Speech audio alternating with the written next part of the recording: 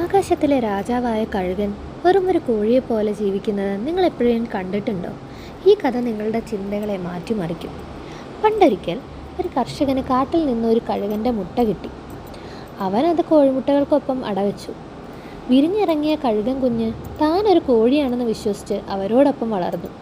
അത് കോഴികളെപ്പോലെ മണ്ണിൽ ചിക്കി ചികഞ്ഞ് തീറ്റ കണ്ടെത്തി, ശബ്ദമുണ്ടാക്കി, വളരെ കുറച്ച് ഉയരത്തിൽ മാത്രം പറന്നു.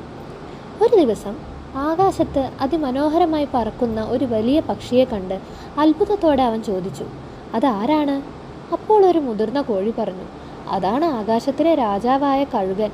പക്ഷെ നീ അത് കണ്ട് സ്വപ്നം കാണണ്ട, നമ്മൾ വെറും കോഴികളാണ്. ആ കഴുകൻ അത് വിശ്വസിച്ചു. ഒരിക്കൽ പോലും ഉയരെ പറക്കാൻ ശ്രമിക്കാതെ ഒരു കോഴിയായി തന്നെ അത് മരിച്ചു. ഇത് തന്നെയല്ലേ പലപ്പോഴും നമ്മുടെ അവസ്ഥ? അപാരമായ കഴിവുകളുമായി ജനിച്ചിട്ടും ചുറ്റുപാടുകളും സമൂഹവും പറയുന്ന നിന്നെക്കൊണ്ട് ഇത് കഴിയില്ല എന്ന വാക്കുകൾ കേട്ട് നമ്മളും ഒന്നിനും ശ്രമിക്കാതെ ജീവിച്ചു തീർക്കുന്നു. മറ്റുള്ളവർ പറയുന്ന പരിമിതികളിൽ നിന്ന് പുറത്തു വരിക. നിങ്ങൾക്ക് പറക്കാൻ വലിയൊരു ആകാശമുണ്ട്.